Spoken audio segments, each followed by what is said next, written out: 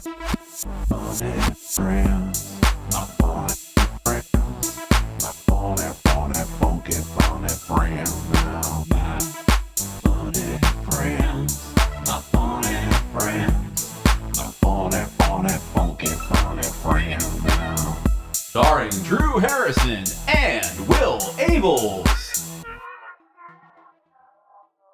All right, everybody, we are here for another episode of My Funny Friends. This week, our special guest is someone near and dear to my heart. It is my Wilmington comedy spouse, Mr. Mat Millner. Matt, how you doing, buddy? Not too bad, man. I mean, we never finalized the divorce, so I know this still is is like, you know, when you get caught.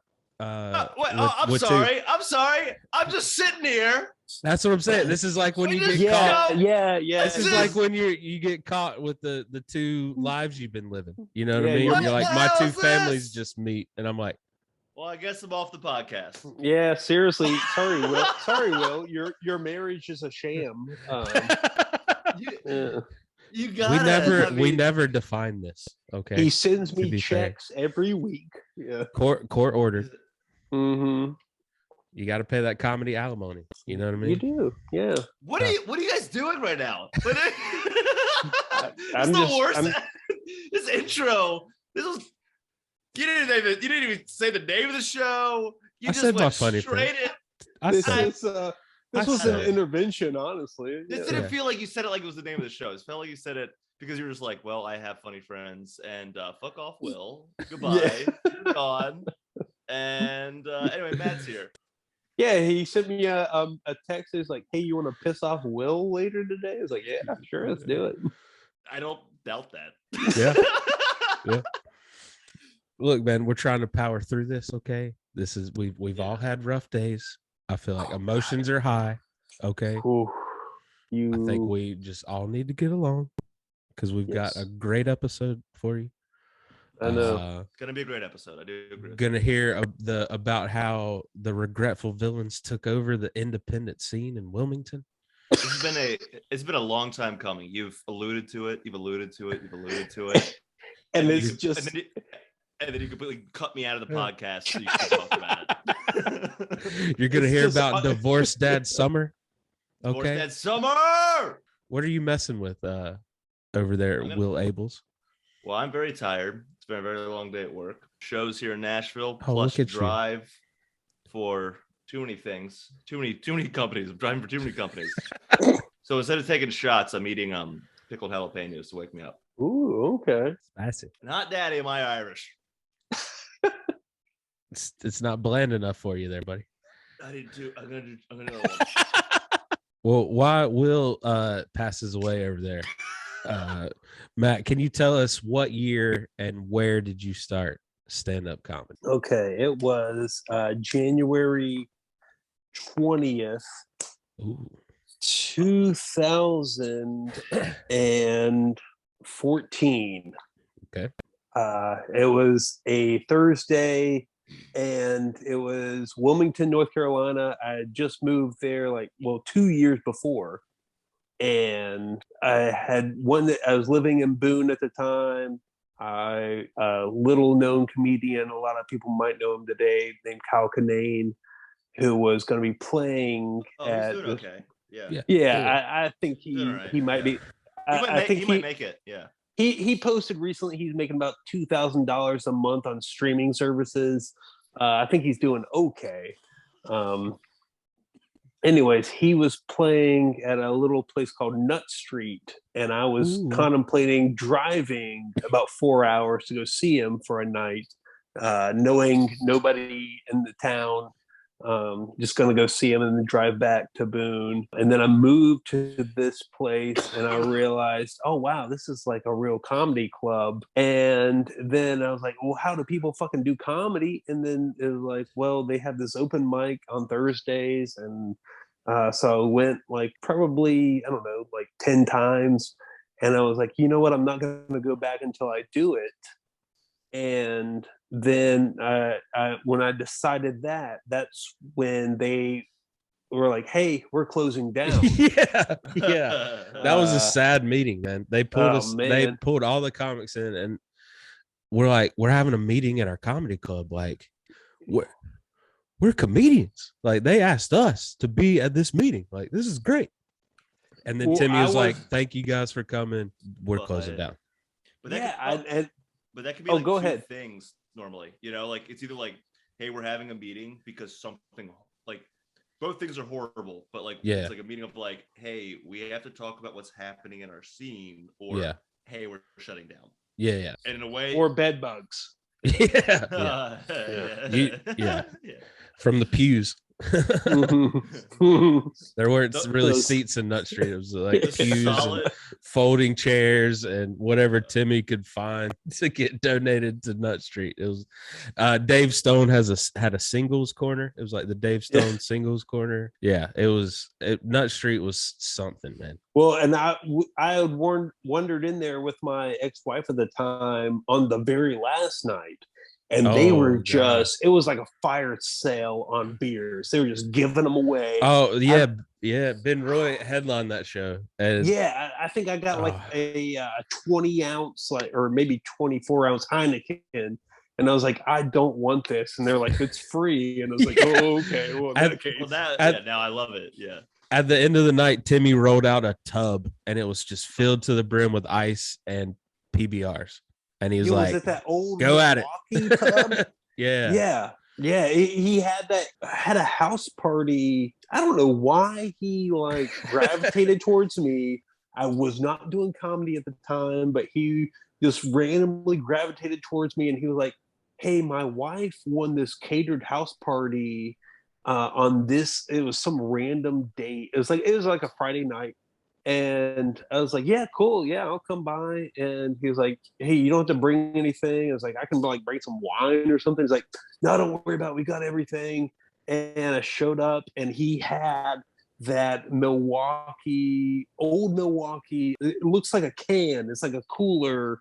I don't know how to fucking describe it. It's a can cooler tub thing, and it was just filled to the brim with PBRs. Nice. And then that was Timmy, man. For everyone listening, God. Timmy, we're referring to Timmy Sherrill, the owner of Nut Street Comedy, now Dead Crow Comedy, in Wilmington, North Carolina. So wait, so are you two? I'm sorry, just to make sure I'm on track. Related? Yes. No, that's not the question. Yeah, sorry. Just, if anything, it would be like, are Drew and I related? You two Love have how been y'all like, are fighting over me. This is why I got y'all both on the podcast. I'm furious. You can have him. My mouth is on fire, so I can't really think straight. So make sure like I'm on track too. Was Drew already in Wilmington when you started comedy, or were you already doing comedy and then Drew got there? You moved there in 2014 or 2000. When did you move there? 2012. I moved there like August, maybe 2nd of 2012. The only reason I know that is because I loved this band, kind of like Spitting, and they played a show. It's like July 30th, 2012, at the Soapbox. Which Nut Street was in the basement of like 2 days before I moved there. So fantastic, like old school Wilmington music venue, like Project Juicy J performed there. Okay, cool. Action Bronson refused to go on stage because they messed up his rider.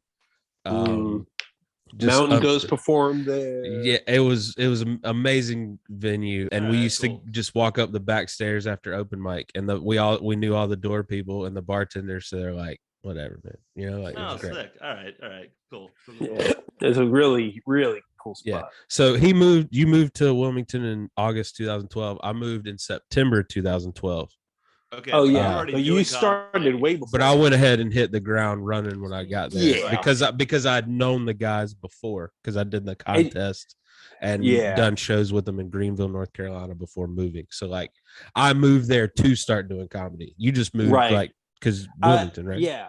I was living in Boone working at a bookstore, and I was like, how do people do comedy? And then I started a Twitter, which was a big mistake.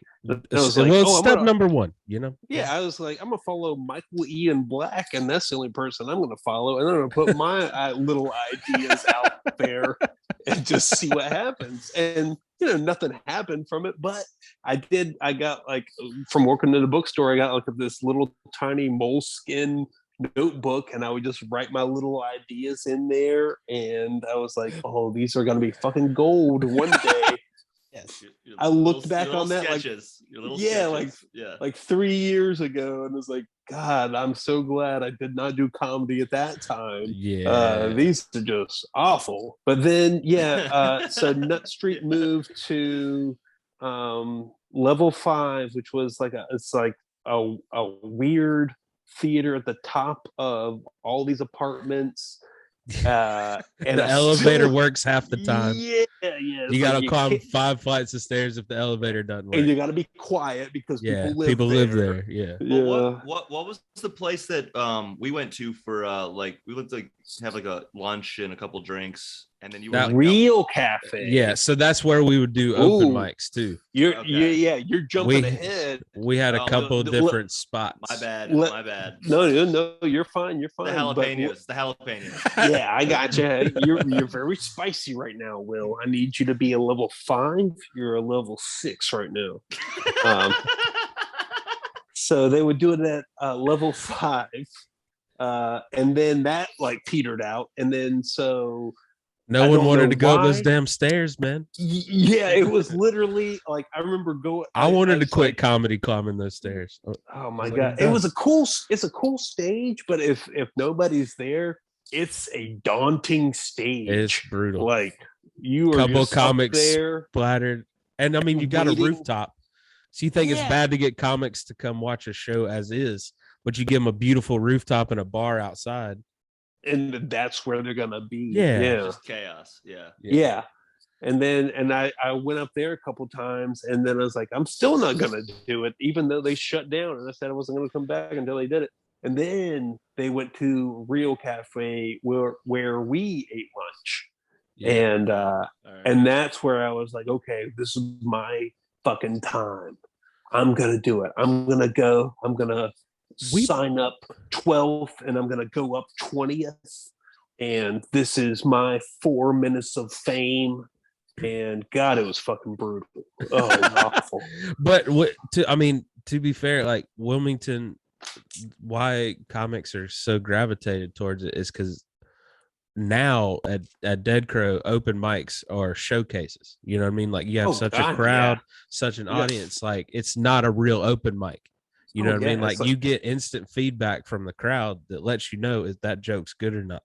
Yeah, and it's always been that way. Like like when it was at the other location, packed house on Thursdays, and we built this huge, like the following started at Nut Street. We grew it at Real Cafe. Like we grew it at like a temporary home. Like that's when we all collectively got like a shot in the arm. Like people want to see this. Oh, God, yeah. It was a fucking 2-hour showcase with 30 plus comedians, and the crowd was like, they'd come in and out, but they'd be there throughout. Yeah, it was like refreshed itself, and they were there they were just fucking in it. It was ridiculous. It was stupid. I think that's why it's so important for comics to do the road and even do an open mic on the road. Like you're in town, you're booked, or you're not booked, whatever it is. Like, or let's say you're like on a vacation with like a significant other, check out an open mic, because when you're outside some of the major cities like LA and New York and Chicago, I don't know about Chicago, but New York and LA, like you go and experience like a Wilmington open mic and there's a crowd, or you go to an Asheville open mic and there's a crowd. Like, you know, in Nashville, we have Cafe Coco on Fridays. Like they have a crowd. You can actually gauge what you're doing, you know? Yeah. Right. And it's just like, you know, most of my experience was in New York, right? And when I first got on the road and I was like, oh, I'm doing open mic, I'm not being paid. But there was an audience and it was like, game on, let's do it. Yeah. You know? It's like rejuvenating and just fulfilling. Yeah. Like, because we had to cherish it because it's the only mic we had for the longest time. But it was such a good mic. Right. Mm-hmm. You wrote all week to prepare for it. You didn't get lazy. Some people did, but you tried not to get lazy because you built up. Like if you did well on Thursday, you carried, if you didn't have shows on the weekend, you carried that for a week. You know what I mean? You rode that high for a week. You felt that good. Yeah. unlike us last night, where we're trying to do 2 mics, and we ended up doing 1 mic. Went fine. And then we get to the second mic, and it was like, well, I guess we're just gonna go get drunk. Surprisingly, that's how some mics in Wilmington have gone. Oh God, yeah. So yeah. So we're getting up to the point where you are now, because what I love about your story so far is Drew told us his story, and Drew did comedy once, and then was like, at the what's it called, the Rail House, yeah. Rail House, and then Drew just went, da, da, da, da, and his name was John Cena. And it was like, I gotta move to a bigger scene and do 20 minutes every night. What's the closest big city to Pinehurst? I don't know. It's Wilmington. We're going. Yeah. But so far, your like approach to it has been rational. And I know of all 3 of us, I'm the least rational. But the beginning of it, so far, Drew no one has topped him. Of just being the most irrational, like, well, I mean, my 7 friends like me. Guess I'm a star. Hey, when you know what I mean. When you recognize the it factor in yourself, you just you go head first, and And you had that accent too, like out of the blue. Out of the blue, it's one. I'm a star. Making me sound like I got 2 pistols shooting in there. Like, I think he did. I'm moving to the big city. Watch out, Wilmington. Oh, Drew's coming through. Hope y'all are 2 very well. That was a pretty spot on reenactment. Yeah. What was it called? What was it? Dad Summer? What's Dad Summer? Divorced Dad Summer. Divorced Dad Summer. Yeah. Coming in. Toss me PBR and get out of the way. We got these kids. Yeah. So where are we at? We're at 2000. We're Real Cafe's 2014, right? Yeah, 2014, and it's like January, I believe 20th. It was a Thursday. If you want to go back in your iCalendar and get the date, and it was I was elated leading up to it. I was fucking enamored with my set. I was like, oh, these premature ejaculation jokes are gonna go through the roof. They're gonna be standing up applauding. They're not even gonna be able to hear the next joke. Yeah. And it was just, I think I equated it to like the Kentucky Derby, and it was just fucking flat. And also, it was like the host was guy Johnny Gray. Oh no! Who he had a house on a main street in our town, and it was raided by the cops, and he got felony charges for like marijuana. I think he has since moved to Hawaii. Anyways, regardless, before is that where he moved to? Holy crap! Yeah, right. I think Cameron Smith rents his car from him. All right. Yeah, small world. Anyways, he was hosting, and I got there, and I'm pretty sure I signed up around like 10 or 12. He was hosting, and he was like, don't worry, we'll get you on a good spot. And I went last. It was like 20th. It was fine. I that didn't let it deter me. I did have an iPod Touch at the time, and I left it on a pool table at the back to record. I put it back there because I wanted to record all the laughter I would get. Yeah, of course. Yeah. And then that way it could like get my jokes to the speakers and then get the crowd laughing. When I went back to listen to it, all it was just me talking, nobody laughing. And then this other comedian, Steve, he was just back there eating someone else's fries.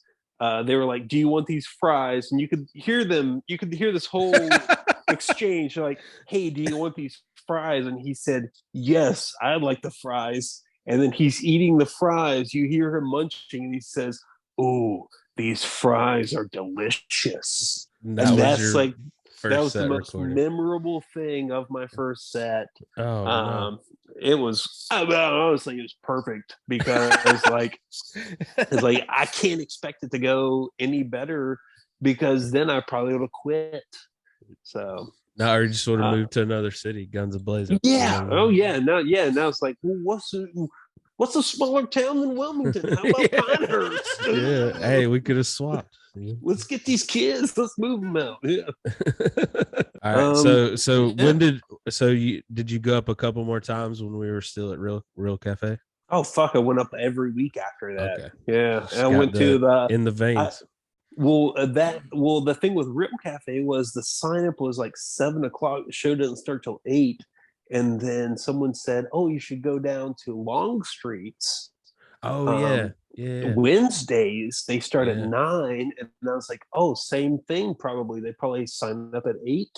And I got there at 8:00. Nobody was. It was just me and the bartender. Yeah. And I was like, well, I got a fucking hour to kill, so I guess I'll get like a drink. And that turned into like 4. And then it's just like, well, shit. And then it's like, it's like, well, I'm doing the same shitty jokes I did last week that didn't get a laugh. And then that's when I realized, okay, you got to come up with something that's going to make like fucking comedians laugh if you want to get a laugh at that place, because it's like, it's just comedian. Yeah, it was like 4 to 8 comics. Yeah, it's like a train, and it's like it was a real shaped, open mic. It was a real open. It's shaped like a train car, and it's just like you're at one end, and everybody else is the other end, as far away from you as possible, and you're just like pretty much yelling at them, trying to get you to make them laugh. I still have that video on my phone of Bishop dancing to the Sia song, where the little girl dances in the music video. And he reenacted it to get people hyped for the mic one night, and it's just chef's kiss. Well, Matt, so you're at this point, you're like doing mics and all that. When did you realize that like writing a joke for comics versus writing jokes for an audience was a massive difference? You know, I'm still working on it. Man, I feel like everyone goes through that thing where like you're like, oh, that killed at the mic, and then you're like, oh, did I pander to comics, or did I actually get on something? You're like I remember like there's a room back in New York called Standing Room, and no one paid attention ever. It was all comics. I remember if like you got a titter, I'd be like, I'm gonna see where that one goes in front of an actor. Yeah. But what was that? Yeah, but for the most part, if like I got like a full belly laugh, I was like, nope, cancel that joke. That joke's done. No way. Absolutely not. There's no way it's gonna work because it's too many comics laughing, you know. But a titter, I was like, I'll take a titter. Yeah. Oh man, chuckle. I still fucking struggle with that, because it's like I want to make my fucking friends laugh, but also friends don't buy tickets. Exactly. They don't, make the money move. Not after the first 2 years. Yeah. The first 2 or 3 years, they're so proud of you. Dude, they get you so hyped. But then the best part is the last 3 years, when you're like 9, 10, 11 years in, when it's just like, dude, I'm so proud of you for still going through with this. And you're like, it doesn't feel like it. I hadn't seen you in a while. Well, that's cool. Also, I'm off the Christmas card list, so that's not a good sign. Hadn't hit me with one of those likes in a while there, buddy. Okay. Honestly, bro, I thought you were dead like a year and a half ago. Not gonna lie. Said you were living in your car or something. I don't know. I stopped following it. You were like, oh, when it got real dark, I was like, well, I'm out now. Yeah, but like I can't have this guy bringing me down on a Tuesday, you know? Yeah. I have a wife now. Yeah. Yeah. And a kid I don't see. Yeah. A kid who reminds me of you, which scares me. Man, I like what I realized, like, writing jokes, not that they were too. I don't think a joke is ever too smart. It's just like too for you. But I remember I plugged a joke with I was like talking about listening for my cell phone, and I was like, what would be a funny idea for a cell phone ring, and it's like, okay, Destiny's Child medley ringtone. So it's like 3 songs put together, and it's like I enjoy Destiny's Child. I haven't listened to their whole entire catalog. I definitely know more than 3 songs, but then it was like, okay, it'd be funny if I did 2 songs and then I put in a TLC song and then just watch their reaction when they see, oh, it's a TLC song at the end. That's not Destiny's Child, and then play on that. And that's when I realized, okay, it's like, this is not music that I like grew up with, like nothing that like is near and dear to my heart. I'm sure there's people that are like Destiny's Child forever, like they hate Beyonce's solo stuff. I got both out. I had both CDs. Oh, exactly. I'm catering to you with that joke. People would get so fake mad at you when you would hit them with the TLC lyrics as the 3rd song.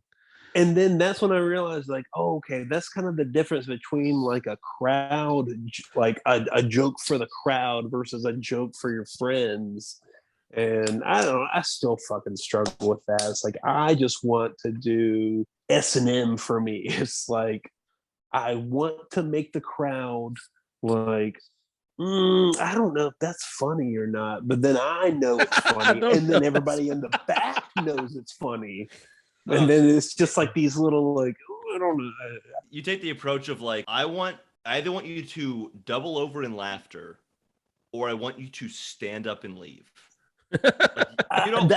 Okay, that's I know those comics. I try to not be that. I don't want to be to that point. I just want them to be like, okay, maybe I don't get it. Well, and that's okay. Yeah, not in a negative way. Not like you're trying to get people to leave, but you're saying like, I want to find someone that understands my sense of humor completely, because I'm the person they want to come back and see later, and they're like, this guy kills me. Yeah, I'm going for the 30%, and I'm like, if I can make that 30% crowd laugh, yes, okay, and then they're going to tell like 1% of their friends. So next show, me 31%, and I'm just going to build my empire slowly through this on the 30%. Yeah, okay, I'm going back on the modest part of it. The empire thing is you lost me on the empire. Okay, part. Yeah, the empire. I love it, dude. The Millner Empire. I'd like it, dude. Get some stickers made now. I want one. All right, so I want to hear about how close are we to Divorced Dad Summer? I think that's the next chapter, right? I think we're really because you kept close. just doing mics throughout 2014. And you guys are you guys are bonding. You're friends at this point. Yeah, and like we're just we just liked hanging out and talking to each other at the mics. I went stuff, to you know what I mean? Drew's. What is it? Bridal? Or... Yeah, like our so we had a stock the bar party. Oh my god! Wait, you were the one that was sweating through your clothes. Hold on, we'll get to that. We'll get to that. That's number 2. Right. Okay, yeah, calm down. Sorry. This is number. Oh, I'm sorry. I haven't had one, so stop bragging, you two. Okay. Yeah. So he came to. We had my first wedding. We had a stock the bar party. Matt and his y'all were wife. Married. Yeah, y'all. Were married. We were. Yeah. Came and hung out, and then we're both married folks, so we hung out there for a little bit. The whole first marriage lasted 18 months. So wait, yours or mine? Hey, I don't know. Mine. I don't know how long yours lasted. Are either of you guys talking about like any of it? We kind of. I'm not yet. Oh no! I mean I broke down on mine at an open mic. I mean, I dealt with a breakup. Yeah. So what time frame are we looking at here when you got divorced? For me, it was October 17th, 2014. This was so specifically, and I'm very impressed. I do, yeah. I mean, I know mine as well, so it's cool. When it goes official, you lock that date in. You know? This was 9 months after I started doing open mic comedy. I don't even remember what I just remember I was hammered, and I had I don't think I threw away my wedding ring, but I was like, I had thrown it in a corner in my we were staying in separate rooms at this point, and I'd thrown it away in the corner, and I didn't pick it up yet. And I was just there, and at the open mic, I was on stage. I was like, "I'm unraveling. That's the best way. Oh God, That's the only way I can tell you I'm getting a divorce." And then there was just like cheers of applause like throughout the crowd. Yeah, like, that's the best thing about it, man, is throughout all this, because you got divorced at the end of 2014. We got like separated like right at 2016. This is leading into the divorce dad summer was 2016. Yeah. I remember when Matt was talking about it on stage, and the crowd was always so supportive. You know what I mean? The crowd. Were you there for the unraveling? Oh, I mean, we were going to the same mics and shows and things like that. You know what I mean? So like, we're there. Mm-hmm. And I mean, it wasn't like rainbows and sunshine leading up to mine. God, you know no. what I mean? So like, I was like, oh, when he was on stage, I was like, yeah. And I remember when I started talking about mine, and then I remember going on stage at Dead Crow and being like my opening joke was like, so I'm getting divorced. And I remember Amy was behind the bar. Amy, the general manager of Dead Crow, was behind the bar for that open mic. And I just hear her, I hear the crowd clap, and I hear her go, I just hear her go, what?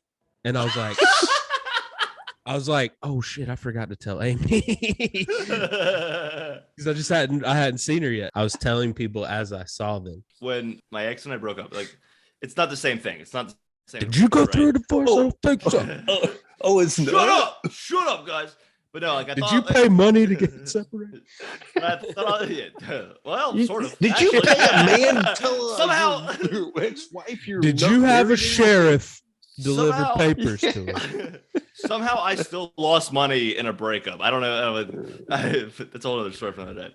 But when we broke up, like, I generally thought I was going to spend the rest of my life there, right? So I wake up the next day after the breakup, and I'm like, well, I got 2 shows the next 2 days. I'm just going to talk about it. So I went to an open mic, and I wrote a joke about how we were different places in our lives. And I was like, how, you know, like, she just got a promotion in her job, and she's making like 6 figures. And where I'm at in my life is that I call these jeans my new jeans, and I bought them in 2013. And this was 2018, right? And I told that joke at the mic, and I was fine. And then I told it at another mic, still fine, but getting a little bit drunker. Then I got to the show that I was booked on, and I had a full-on meltdown. And one of my best friends was on, like, she was in the front row just watching, because she was like, well, I got to check on Will. And she just pulled her phone out and recorded the whole thing. Without hesitation. She was like, Will's going to have to see this one day. Oh, and then God. And then I went back to the bar. And it was like an out-of-body experience where, like, I could see myself having a meltdown on stage. Oh, no. But on stage, I couldn't control it. So it was like me standing up here watching yourself. Yeah. Oh, yeah. Man. And then and then I sat at the bar, and my friend Hannah comes up and she goes, "You all right?" And I'm like, "Yeah, I feel fine now." Like, that was the weirdest thing that's ever happened to me. She goes, "You want to see that video?" I was like, "Not in the next couple of years." Not for a while. And it was wild. And like, my ex and I were still sharing a place at the time, so I like went back home, crawled into bed, and the next day she was like, "How'd your show go last night?" And I was like, "I had a fucking mental breakdown." And I told her about it, and she was like, "Oh, that's kind of funny." Oh, that's kind of funny for you. But it was a show called Funhouse. It's one of my favorite shows back in New York. It's at Pete's Candy Store. It's back at Pete's Candy Store. You say pizza candy? Pete's Candy. Pete's okay. Candy Store. I thought you said. I was like, wait. You don't notice the fat guy was like, "Did you say pizza candy? What is pizza? What is pizza candy?" One of my all-time favorite comics back in New York is a dude named Samir, and he I came back 2 weeks later, and I came up to him and I was like, "Dude, I am so sorry about the night. Like, I'm just not handling this well." And he's like the best hugger of all time, and he's the happiest, most positive dude. Like, you never want to let him down, right? and so I said, I was like, I'm so sorry about the other night. And he was like, "I'm gonna be honest, Will, I'm accepting your apology, but all I kept thinking when I saw you on stage having a breakdown, I just kept thinking, I'm so disappointed." And I was like, that was the worst thing you could have possibly said. Like, thanks, buddy. Appreciate the support. Absolutely. So yeah, like 2016. I'm just trying to connect to you sad boys. There's sad boy stories down in Wilmington. Hey, you're either about this life or you're not. Get out, okay? But yeah, no, we that started Dad summer. It started an entire summer of us drinking through it. Seriously. Oh God. Like, we worked Intro. our day jobs, did comedy, drank till 2, got up at 6 and did it again. You know what I mean? Like, Jeez Louise. yeah, that was from what, like May to about September, October. Golly, Give or yeah, take. like the next year. Yeah, right. Because I think I got in a relationship with a girl that lived in Raleigh at the time. And that's when I kind of felt bad. I was like, oh, fuck, I'm leaving Drew behind. Like my buddy. Like, oh no. Yeah, it's like, He's well, still who's going through some things. Yeah, because I would like leave. My boy. Yeah. Like I would leave work on Thursday and just start driving to Raleigh, and then come home. I would like wake up at like 4 Drew's, like a.m. sleeping on your face. I'm like, text like, where are you at? Where are you? I got a drink for you at the bar. It's a sad dad son. So like Thursday night through Sunday night, like our main drinking nights, I would be gone, and it's like I would, just sitting alone at the bar at Dead Crow, hanging out. Amy walks up, she's like, "You gotta go."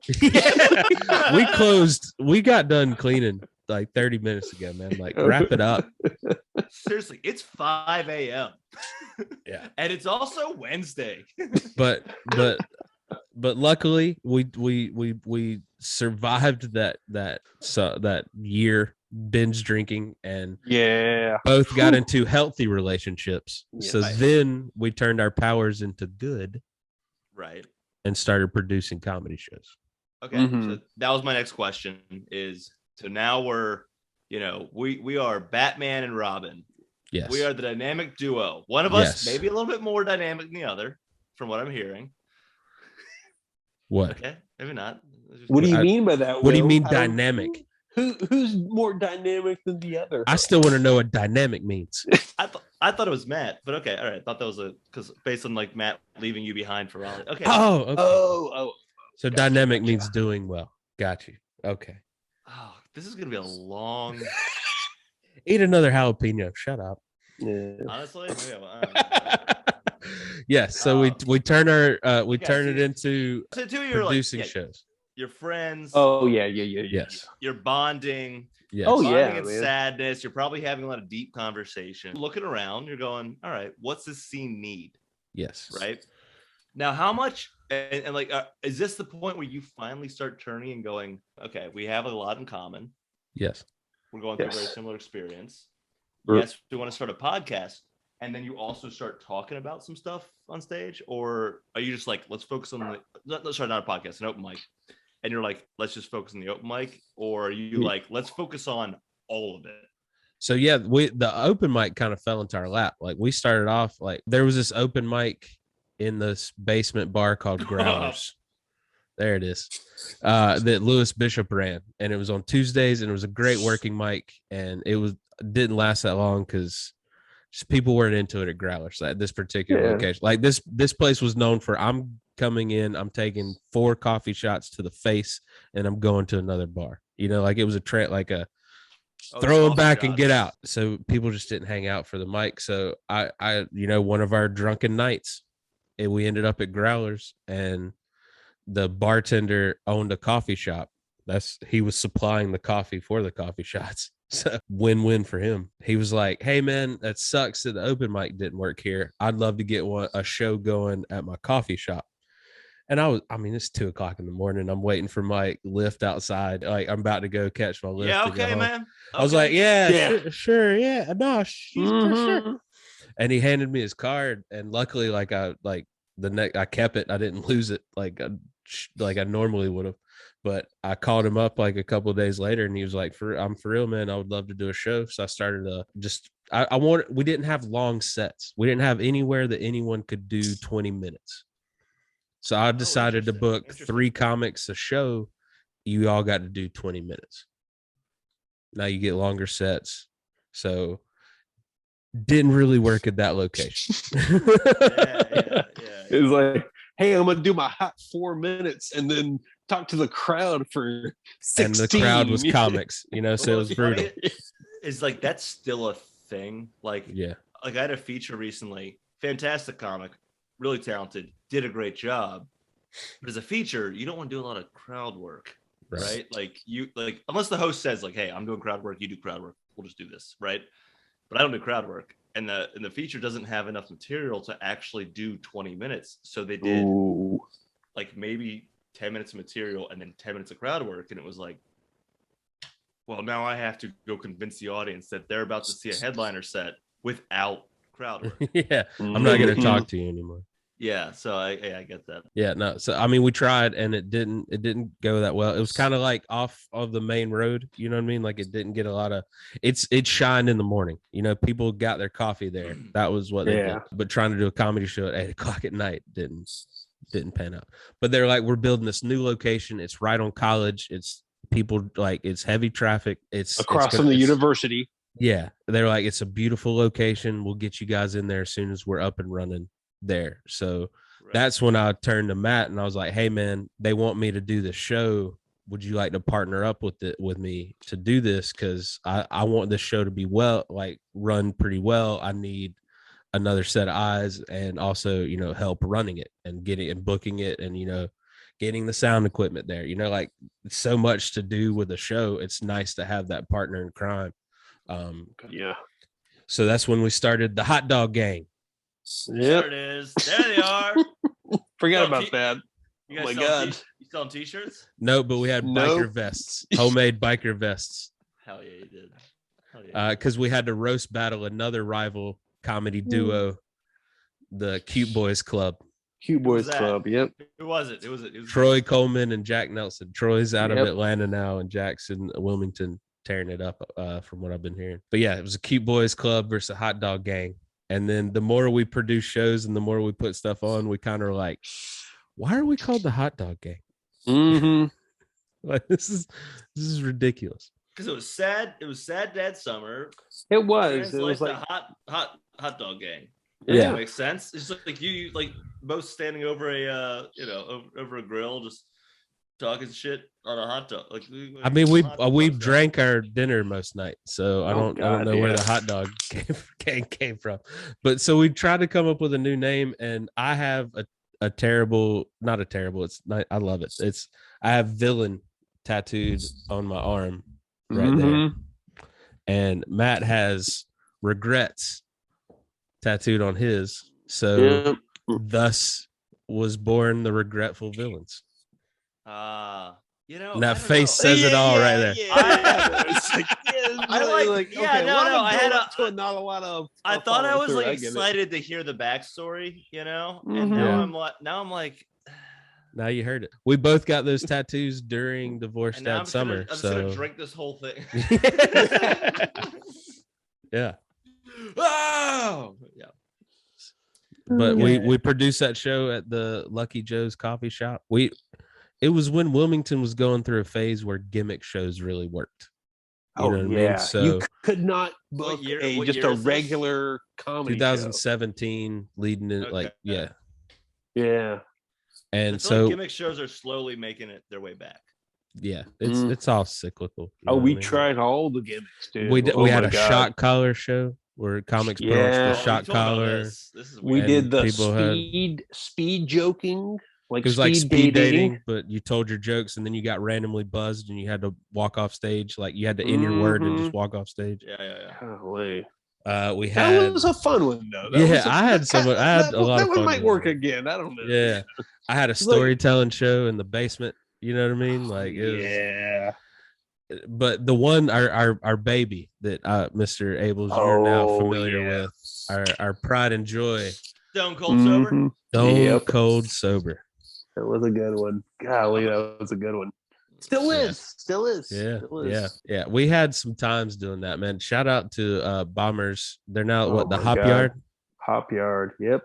But oh man, we had some fans. We had some supporters. Like they were Kyle and Sonny from Bombers was just amazing. Many a weird night with Stone Cold Sober or whatever weird show we put on at Bombers. That was our second location. And then it became so much of just weirdness and comics doing weird things. We just turned it into a weekly open mic and said, whatever. So we kept the monthly at Lucky Joe's. We had the open mic. Yeah, we just built it up, and then we had the show at Lula's storytelling show. And then it just got to the point where we were hosting shows and not really doing shows. Yeah. It like just adds up, right?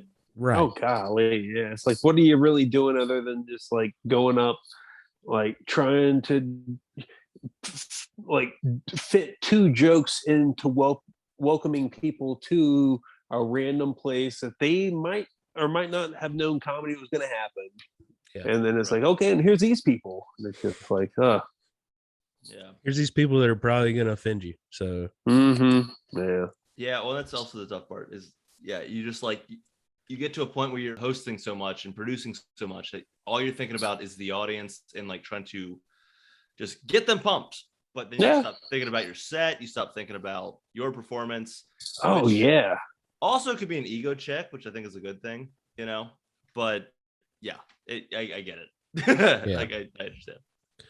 Matt, what was one of your favorite moments coming up in Wilmington? Okay, there was a show that Louis Bishop put on at Ziggy's. It was this random music venue in Wilmington, and this I was very fresh. I may have been 5 or 6 months into doing comedy. It was a venue on a Tuesday. He asked him to do a comedy show. It was after a dueling pianos thing. This should have been probably the worst show of my life. I was with it was Bishop, it was me, and then it was Matt White, who's out of Raleigh, great comedian. He spent some time in Wilmington. Oh yeah, he but he just gave me so many just little nuggets of wisdom. It was right before I went up, he always told me, it's like, hey, there's no such thing as a bad crowd unless you make it a bad crowd, which could not have been better wisdom for this moment. It was dueling pianos. The dueling piano players did not know comedy was going on. They had to pause. They said, oh, it's 8:00. I guess comedy is happening. And there's literally only 3 people in the crowd, like not comedians, just 3 random strangers in there. And they said, okay, I guess we're going to do comedy and then we'll come back to play music. They got off the stage. Louis Bishop came up, opened the show, brought me up, and he almost forgot my last name bringing me up. He said, please welcome Matt. I think his last name's Millner. Matt Millner.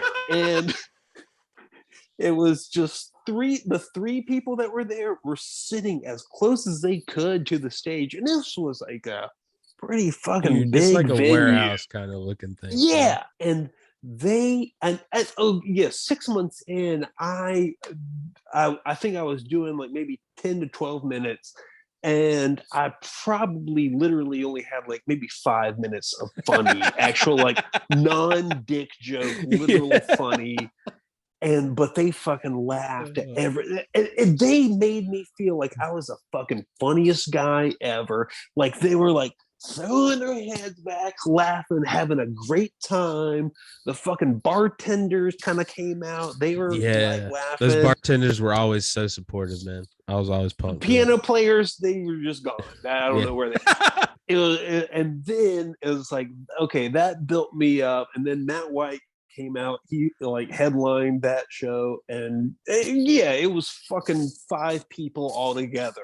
But God, it was just like a something I will never forget. It literally should have been like probably a bad show. So like what? So what did make you stay? Because we're talking to Drew, and Drew had that like Southern Pines, mecca of comedy, Wilmington, second mecca of comedy. Yes, but established himself doing well. Opens for huge names, big names, great names in comedy. Moves to Nashville. So Matt, like what's going on in Wilmington right now? Like what's making you just enjoy the scene, stay there?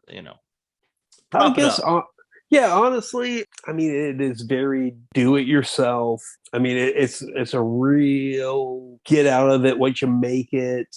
And I don't know. I love the gritty. I love the what can I like anything you make is gonna be like any recognition you get is gonna be because of what you did. Yeah, I grew up like liking like pop punk bands, but then I did finally realize like the punk bands that influenced them, and then seeing what they did, the opposite of disheartening, like enlightening, of like, okay, what can I do to make that grow, like a place that I love, like what can I do to, okay, there's like, I go what 7 years ago, I went to an open mic. I met 30 other people feeling just like me, like, oh, I want to fucking do comedy. I don't know how to fucking do it. This is the one open mic in town. Okay, awesome. Like we all have this like common, like cerebral fucking God, I don't fucking know words. Approach. Cerebral approach to something that like for whatever reason kind of connects us, and like, okay, I want to make that fucking grow. What can I do to help these people, like uplift these people, and also myself, and also it's like it's just like a like how can I fucking build a community? It's a great sense of community, and and it's like so it's the fucking most fun I've ever had doing this. Or I've like traveled to like LA doing comedy, and like there's a few places. That's not the same. That's exactly. You're not like at a home base, like trying to build something with other people that you love. It's like, how can I kill someone without anyone else knowing that I committed murder? Yeah, that's yeah. No, but like fucking Phoenix is a fucking blast, and they've got a fucking tight knit scene. They're very welcoming to, like, they'll give anybody a fucking chance, and that's Tucson was the same way when I was there. Yeah. Okay. Exactly. I love these not huge city scenes, because they're the ones that I've had the most fun in. You know what I mean? Yeah. Like Columbia, South Carolina, Greenville, North Carolina. Great scenes, but yeah. And Wilmington reminded me a lot of Nashville, and that Nashville was disarmingly welcoming when I first got there, which I'm not used to. Coming from New York, like I remember like just being like, I got there and no one wants to know you. You meet some nice people, but they're always from other scenes, and they got there, right? Yeah. And Nashville is very welcoming in that way. And then Wilmington reminded me of that a lot. And what I kind of gathered from Dead Crow, just my one weekend there, was it was very cool to see an owner and a GM that wanted to promote the scene, prop the scene up, but knew how to do that by bringing people from the outside in. So like, Drew is featuring for Alonzo Bowden, right? And Drew goes, "Hey, trust this guy, let him host," and now we're all friends. Yeah, because they got that that kind of mentality that kind of connects. It's that community. We like when you're in Wilmington, man. It's so nice because you're all in it together, and it was very nice to see. Because we've had it all, and we've lost it all, together. Sure. Each comment, like losing Nut Street, but still building that foundation when we didn't have a home base. Once you go through that with a bunch of comics, you're like, all right, let's keep building. Yeah. And I feel like Nashville's going through the same thing. And I can't speak on personal experience because I got here in 2021, but I feel like in 2020, there was this kind of like, okay, we lost a lot. What do we do now? Yeah. And I feel like there's a very close-knit community because of that. And everyone supports it. Well, we're getting there. Okay. We're getting there. Everyone tries to support each other. Every scene's a dysfunctional family. Oh my God. Oh, yeah. But that's what I liked about. That's what I liked about Wilmington, was just my experience there was like, okay, they kind of get it. Like, and that's what drove me away from New York too, was that mentality of, do you care about stand-up or do you care about being hot on Instagram? And like, I facetiously do some stuff on Instagram. I know. I'm guilty. And you're like, you know what? I want to be hot on Instagram. I'm going to Nashville. but I'm just like already hot. There it is. But it's just the thing where it's like I appreciate the scene that I'm in because I talk to certain people on a lot of different groups too. You know, you have so many different scenes within a scene, right? And you talk to all these people. At the end of the day, they all care about stand-up being prosperous and thriving. Yeah, because right? I mean, it only helps the comics involved when the scene does well. At the end of the day, whether you agree with someone's material or not, I think so. You gotta be in it together. That's the only way. You know, like look what a few years ago, look what Atlanta did, bonded together. Oh, I mean, and now they're and now they're one of the, in my opinion, one of the top 5 scenes in the entire country. I always have fun when I go to Atlanta. They're always fantastic. Yeah, the Atlanta and Denver figured it out. Yeah, because they work together. Like, yeah, they still have their fighting, like every scene does. You know what I mean? Sure they do, but not like yeah. They all want to, like, put on shows together and build those shows up. Matt, thanks so much for being with us. We really appreciate it. Thank you for having me. Thank you for man. I loved waking up to your dog every morning. Oh, Luna. Oh, she's fantastic. She misses your butthole. Yep. And I miss her sweet tongue. I know. She tells me every day. We will be back there in February. So in Wilmington? Yeah. I wanted to spring this on you. I was hoping you hadn't heard yet. There we go. I'm headlining Dead Crow February 18th and 19th. Serious, man? Yeah, dude. Oh baby. Yeah, Will's coming with me. We're gonna have a time. Some say 2022. I'm calling it 2020 Drew. Oh, I love it. I'm stealing that. 2020 I'm in. Drew. I'm signed up yet. Okay, we'll bring you around. We'll bring you around. Okay. Yeah. We're like 3 the coffee shots away from it. You being in. Yeah. Oh, dude! As soon as it hits right here, you're gonna be like, "I'm in." Jesus. Yeah. Oh yeah. God. Yes. Got to hit up the poorhouse. You know, got to hit up Lula's Barbary Coast. When I say I have that date. I don't plan on remembering that weekend. Like, I'm so excited. That's my Laura, my wife's party. This is my Vegas birthday. Yeah, we're going out. Yep. Well, you gotta focus. I came into Wilmington. No. You don't get to have fun. Laura and I gotta have fun. You have to focus. I gotta work. Okay. You have work. But I'm gonna have to be like, so I'm gonna tell you some jokes. You ever gone through a breakup? Oh man, this is gonna be great. Fantastic weekend. Yeah, so I can't wait to see you, buddy. Thank you so yeah. much. Where can they find you real quick on the internet? Yes. Really, I just kind of play around on Instagram. It's my favorite. Yeah, me too, man. It's so fucking fun. Right. It's the fun that we miss about social media. You know? Yeah, I love it. It's like, okay, I'm never serious on there. No. But then it's also like you can be real serious real quick. If you want. Just puts a story. Yeah. Like, okay, yeah, racism sucks. And yeah, it's very alive in the South. Here's a quick meme about it. Yeah. But then it's also like, okay, here's a thing with Edward Scissorhands. And I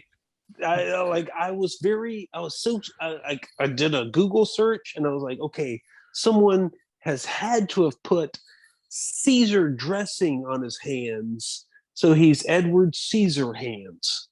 But nobody fucking did that. And you did. So I spent 2.5 hours of all time. Dude, you let him push his Edward Caesar hands, okay? It's his life's work. It's the most profound thing I've ever done on Instagram. Okay, got stand-up clips on there. None of that compares to this. I learned how to take the background out of a picture of a Caesar dressing bottle. Yes, and put it on someone's hands. Yes, at Mat Millner. That's MatMillner. 1 T, 2 L's. 1 T, 2 L's. All right. Thank you for having me. Right. Thank you so much, buddy. Please walk out. Please walk out. My funny friends.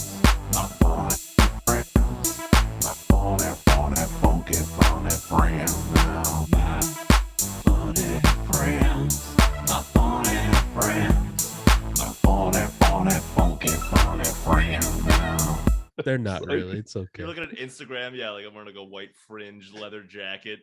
And Yeah. just like doing I a knew you- podcast with this guy. I knew you were gonna find a way to work the white fringe jacket And into if not the this podcast. episode, every episode.